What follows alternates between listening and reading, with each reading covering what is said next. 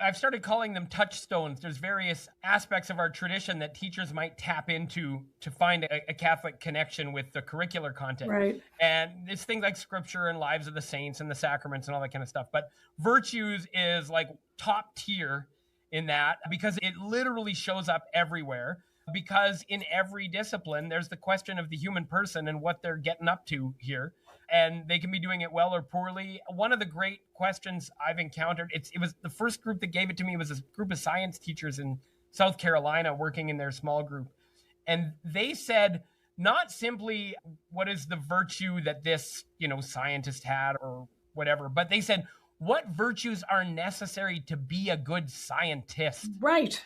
And that is like a completely transferable thing. You can say that about artist, athlete, writer, like whatever, like any subject you're doing. What virtues does math call forth from us, right? And not only perseverance is always the right answer, but it's not the only answer. But in math, it'd be industriousness, right? Industriousness. Yeah, because if you don't learn your multiplication tables earlier on, you're not going to be able to be doing things a little bit later on and on, yeah. Right.